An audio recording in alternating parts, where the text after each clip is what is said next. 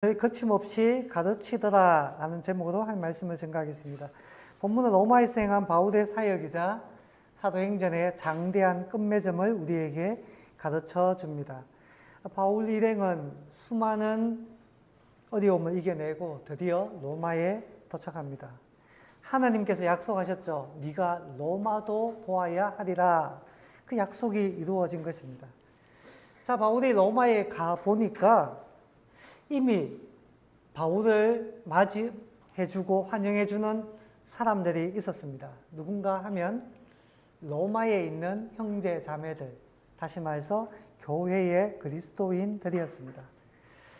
전에도 소개했지만 로마의 그리스도인 바울이 한 번도 가본 적도 없고 사도들도 바울 이전에 갔다는 어떤 그런 기록도 없는데 이 로마의 그리스도인이 어디에서 생겨났느냐?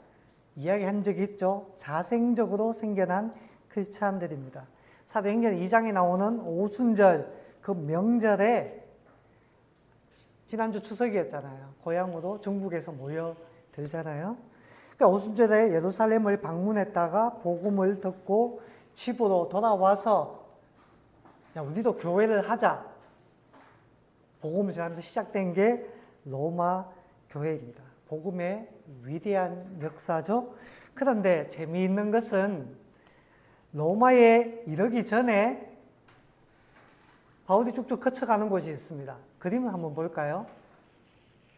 자, 우리 주보에도 나와 있는 그림과 뭐 비슷하지만 살짝 다른데 내용은 똑같습니다. 바울의 로마행을 이렇게 쭉 기록해 놨습니다. 저 맨 밑에 보면 우측 맨 아래쪽에 보면 가이사레아라고 되어 있죠. 로마의 총독부가 있는 곳입니다. 그 밑에는 예루살렘인데 거기서부터 시작해서 쭉쭉 화살표 따라 쭉 가서 어디에서 난파를 당했는가 하면 한 이 정도에서 난파를 당한 것으로 봅니다. 그래서 겨우 구원받은 곳이 멜리데라는 오늘날의 몰타 섬이라고 이야기를 했죠. 그리고 여기에서 이제 다시 원주민들의 지원을 받아서 올라가게 되는데 뭐 수라구사, 레기온은 이탈리아 반도 끄트머리에 속합니다. 우리나라로 치면 저기 한 해남 정도가 되지 않을까 싶습니다. 거기서 이제 쭉 올라가서 보디올이라는 곳에 올라갑니다. 보디올이라는 글자가 보입니까? 보디올이라고 되어 있는데 보디올에서 한참 더 올라가야 맨 위에 로마에 도착하게 됩니다. 자, 보디올에서 로마까지 거리가 어느 정도 되는가 하면 약 240km가 됩니다. 240km 정도 되면 아마 여기 대구에서 저기 충주나 한 여주 정도 거리가 될 것 같아요. 그러니까 상당히 먼 거리입니다. 고대 시대로서는 굉장히 먼 거리죠. 거의 8길에 해당되는 거리입니다. 자, 보디올에 먼저 들리게 되는데 재미있는 것은 로마에만 형제 자매들이 있었던 게 아니고 보디올에 이미 있었다라는 겁니다. 여기 성경 주기를 보면 보디올에서 먼저 형제 자매들을 만나게 돼요. 그리고 로마로 올라가게 됩니다. 자, 보디올에서 어떻게 형제 자매들을 만나게 되었을까요? 보디올에 무엇이 있었다고요? 교회가 있었다라는 것입니다. 여러분, 사도행전 2장을 보면 세계 각지에서 온 유대인들에 대해서 소개합니다. 뭐 갑바도기아, 뭐 갈라디아부터 시작해서 로마 이렇게 쭉 있는데 보디올이라는 단어는 없습니다. 없어요. 그렇다면 여기에 어떻게 해서 교회가 생겨나게 되었을까? 두 가지를 추측할 수 있는데 사도행전 2장에는 기록하지 않았지만 어쩌면 보디올에서 온 누군가가 있을 수 있었다 라는 게 하나 있고요. 또 한 가지는 두 번째는 저는 두 번째를 지지하는데 무엇입니까? 로마의 그리스도인들이 보디올에 가서 복음을 전해서 그곳에 교회가 생겨나게 되었다라는 것입니다. 자, 로마의 교회는 어떤 교회입니까? 겨우 왜냐? 그곳에는 목사도 없고 전도사도 없고 사도도 없고 뭐라고 했죠? 자생적으로 생겨난 공동체라고 했잖아요.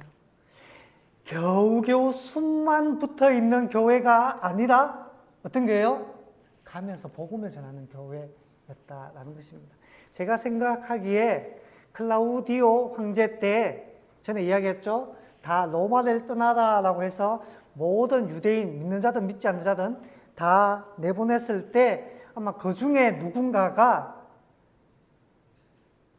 보디올로 가게 되었는데 거기서 복음을 전해서 그 교회가 된 것이 아닐까라고 추측만 할 뿐입니다만은 어쨌든 중요한 것은 복음은 로마에만 머물러 있는 게 아니고 주변으로 번져 나가게 되었다라는 것입니다. 하나님의 위대한 역사를 우리에게 가르쳐 주는 것입니다. 자, 바울은 로마에서 형제들을 만납니다. 바울이 온다는 소식을 그들이 들은 것 같아요. 아마 예루살렘에 있는 그리스도인들이 서신을 보냈을 수도 있고요. 그래서 이렇게 만나게 되는데 이들을 만나고 바울이 감사했다라고 기록하고 있어요. 여러분, 바울이 로마의 형제 자매들을 얼마나 만나기를 바랬습니까? 로마에 가기 전에 이미 로마서를 써서 서신으로 먼저 보냈다라고 이야기를 했지 않습니까? 2년여 전에. 당신들을 보기를 원합니다 했는데 이렇게 만나게 되었어요. 수많은 난관, 죽을 위기를 수없이 넘기고 만나게 되었습니다. 하나님께 감사했다. 그들을 만난 것이 큰 힘이 되었음에 틀림없을 것입니다. 자, 여기서 바울이 보디올이나 로마에서 그리스도 형제 자매를 쉽게 만날 수 있었던 것은 바울이 죄수 취급을 받은 것이 아님을 우리가 알 수가 있습니다.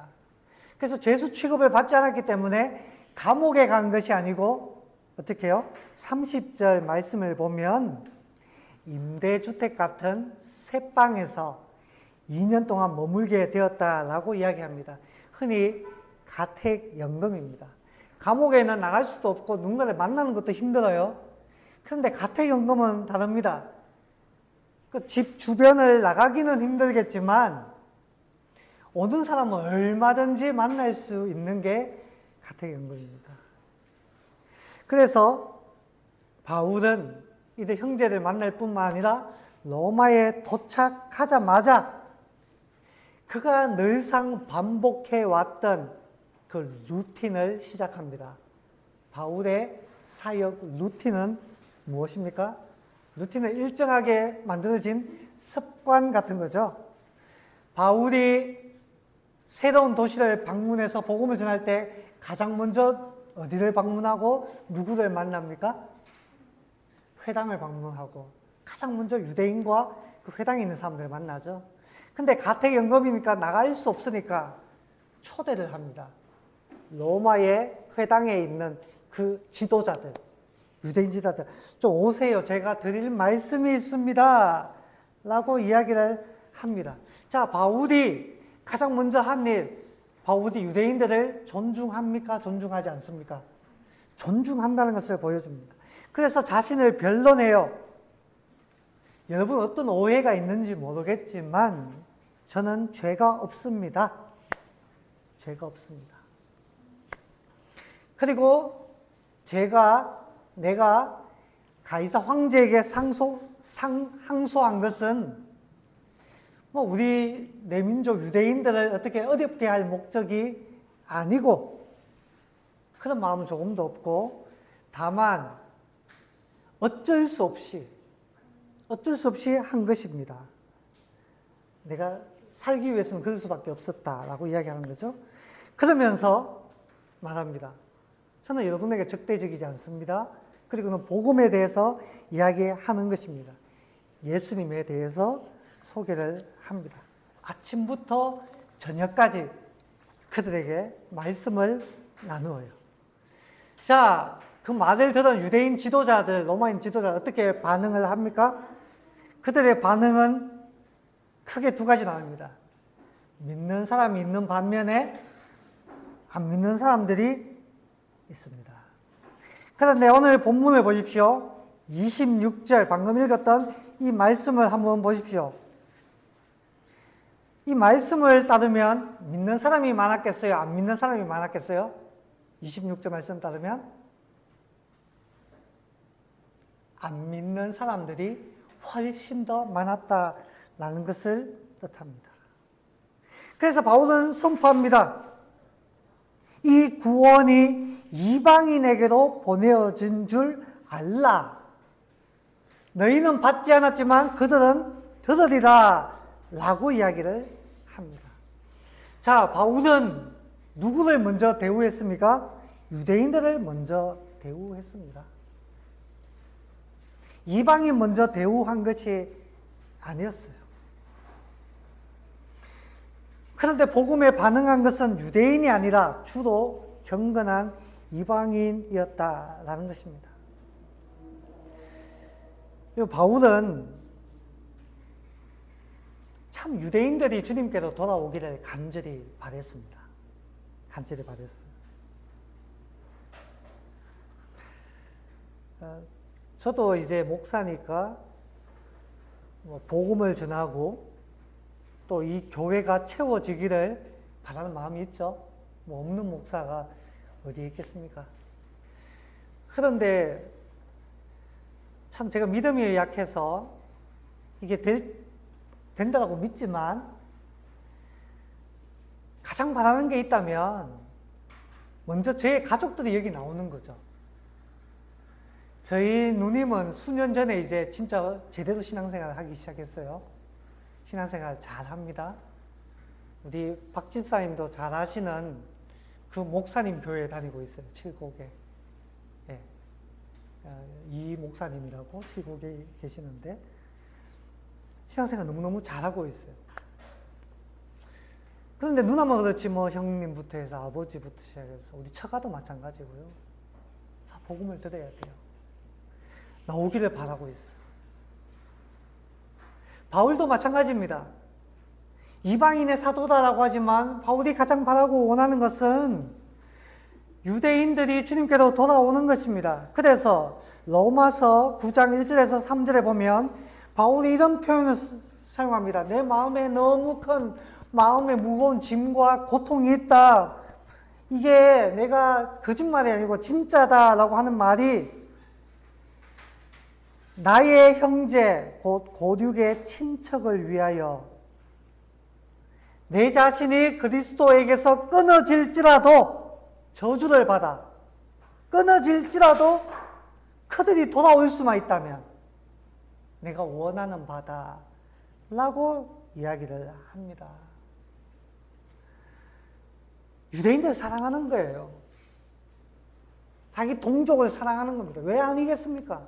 팔이 안으로 굽는다고. 왜 아니겠어요? 모세가 시내산에 올라갔을 때 빨리 안 내려온다고 유대인들이 우상을 만들었죠? 뭘 만들었습니까? 금송아지를 만들어가지고 숭배했잖아요. 그래서 하나님께서 진노해서 유대인들을 다 쓸어버리고 모세로부터 시작해서 모세, 네가 제2의 아브라함이야. 너로부터 다시 시작할게. 라고 했을 때 모세가 어떻게 합니까? 그 결렬된 찢어진 틈바구니에 들어가서 하나님 저들 버리시려면 저부터 버리세요.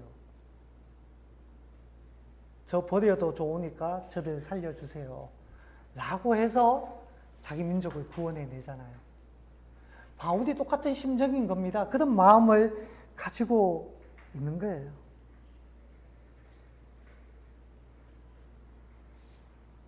그런데 유대인들은 어떻게 합니까? 바울을 거절하고 복음을 거절했다라는 겁니다.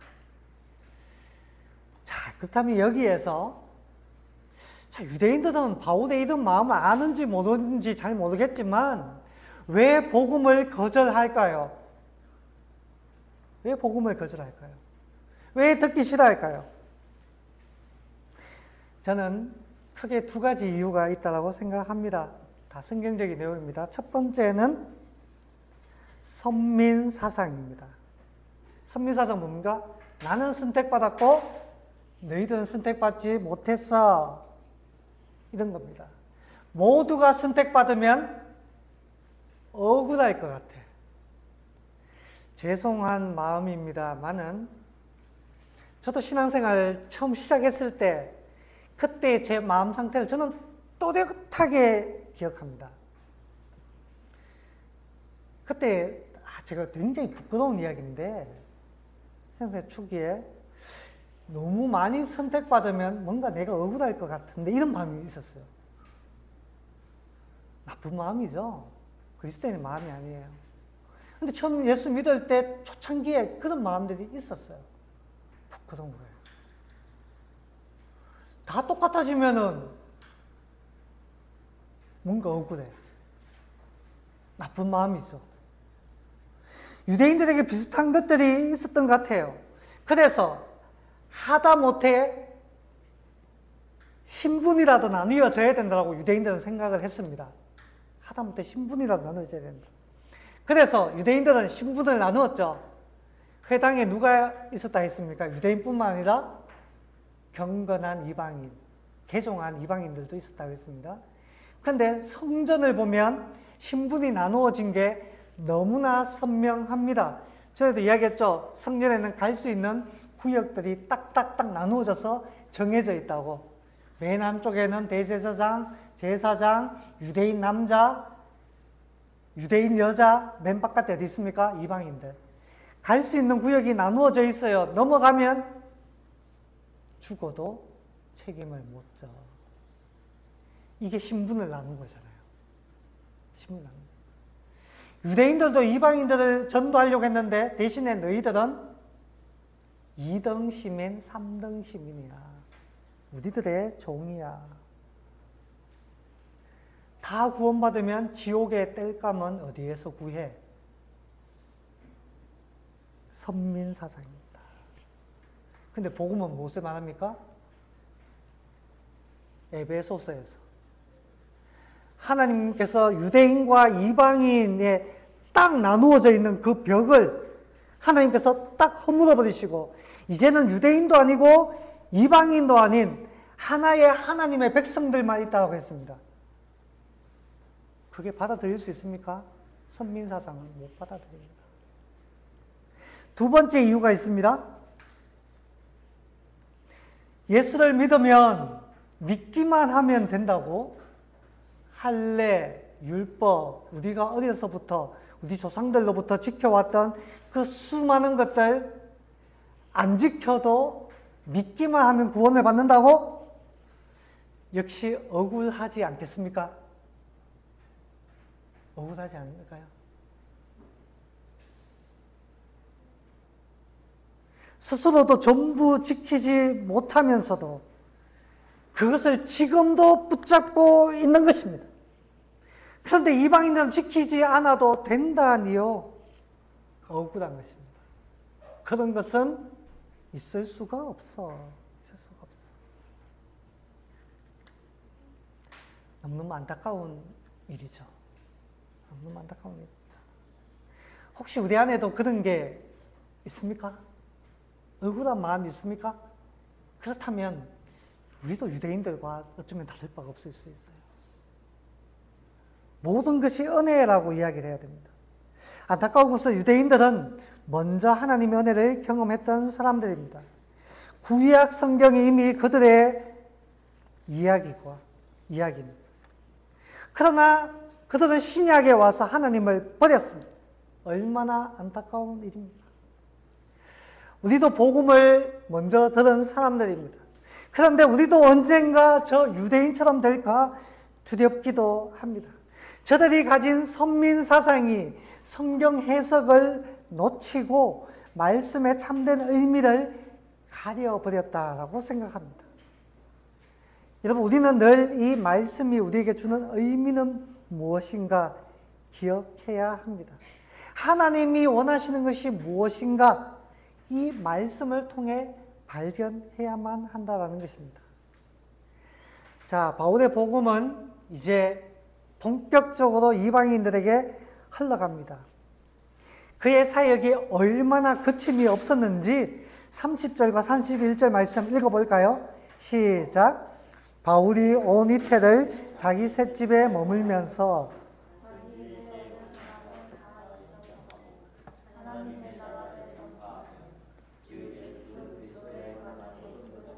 거침없이 가르치더라. 아멘. 자, 저는 참 이 말씀이, 이 구절이 참 은혜가 되었어요. 바울은 메인 몸이 되었지만 복음은 메이지 않았습니다. 이게 전 너무너무 좋아요. 그는 움직일 수 없었지만 하나님의 말씀은 거침없이 번져갔습니다. 그리고 바울의 옥중 서신들이 있습니다. 에베소서, 빌립보서, 골로새서, 빌레몬서. 그 외에도 더 있습니다만 그건 훨씬 더 후기고요. 이 4개의 성경을 전통적으로 이때 쓰여진 것이라 라고 말을 합니다. 같은 임금되면서도 성경을 4개나 썼어요. 복음은 끊임없이 번져갑니다. 저는 사도행전을 보면서 하나님의 위대하심을 새삼스레 깨닫습니다. 그리고 순종하는 자들을 통해 주님은 어디까지 일하실 수 있는지를 발견합니다. 우리는 끝났다, 여기까지다 라고 말하지만 바울을 보십시오. 바울의 삶이 전가합니다. 이전으로 돌아가 볼까요? 바울이 돌에 맞아 송장이 되고 빌립보 감옥에 매를 맞고 갇히고 예루살렘에서 폭도들에게 린치를 당하고 심지어 배가 파선하고 독사에게 물리고 가택에 연금되어 몸이 구속되어도 복음은 언제나 자유로웠습니다.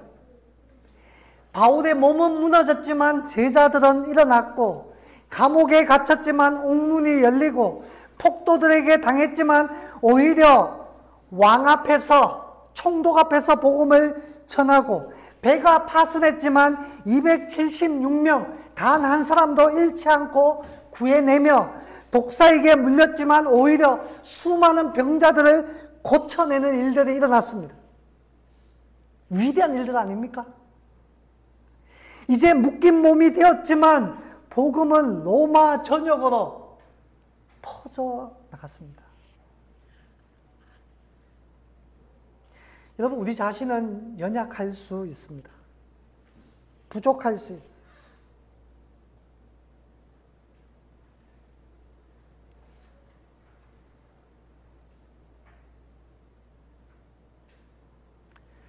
우리는 부족합니다. 쉽게 넘어지고, 쉽게 휘둘리고, 때로는 쉽게 포기하고, 쉽게 타협하고. 그런데 하나님은 그 모든 것을 다 계산하고 계십니다. 계산하고 있어요. 그것을 뛰어넘어 당신의 위대한 일들을 이루어 가십니다. 내가 약한 것은 약한 것이고 하나님의 위대하심은 그 모든 것을 넘어서서 당신의 뜻을 이루어 가시는 것입니다.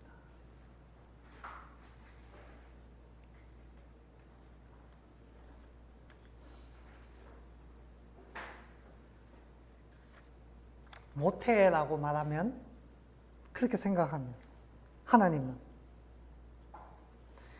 그래, 너가 그렇게 좌절하는 것을 보니 너는 이 일을 발판 삼아 더 큰 일을 하게 될 거야.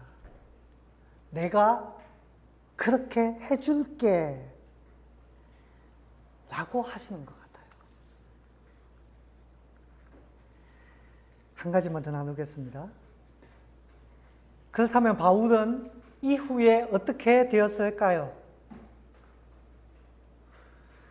사도행전은 이후에 바울이 어떻게 되었는지, 재판을 어떻게 받았는지 기록하고 있지 않습니다. 무죄 선고를 받았을까요? 누가가 이후의 일들을 몰라서 그런 이야기를 하지 않는 것일까요? 더 이상 없잖아요. 재판을 받았다, 말았다, 풀려났다, 아니다. 내용이 없잖아요. 전성에 의하면 바울은 약 2년 후에 이태, 2년이라고 말하잖아요. 그러니까 누가는 바울이 가택연금되고 풀려났을 때도 알고 있다는 말입니다. 2년이라고 말하는 거 보면. 바울은 2년 후 가택연금에서 풀려나 4차 전도 여행을 했다라고 전성들이 알려주고 있어요. 그가 바라던 땅끝까지 가리라라는 서바나, 스페인까지 가서 복음을 전하고 이전에 세웠던 교회들을 둘러보고, 어떤 사람은 이렇게 표현해요. 로마에서 지중해 끝 스페인까지 갔다가 밑에 아프리카를 돌아서 지중해를 한 바퀴 돌아서 다시 로마로 돌아왔다고 말하는 사람도 있습니다. 어쨌든 풀려나서 4차 전도여행을 했다라는 겁니다.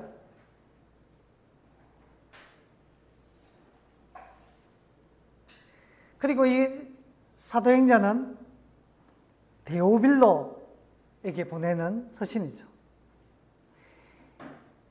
사도행전을 쓰는 이 시점에서 이미 바울은 풀려났다, 난 뒤다라는 해석도 있어요.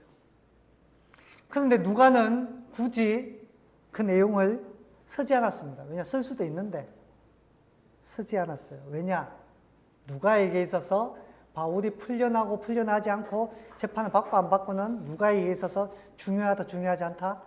중요하지 않은 것입니다. 왜냐하면 누가는 바울의 동료이기는 하지만 바울의 신봉자나 팬은 아니었습니다. 누가에게 바울의 재판은 중요한 것이 아니었어요. 사도행전은 누구에게 쓴 것입니까? 데오빌로라는 로마의 고관이자 형제에게 쓴 역사책입니다. 무슨 이야기를 하고 싶었던 것일까요?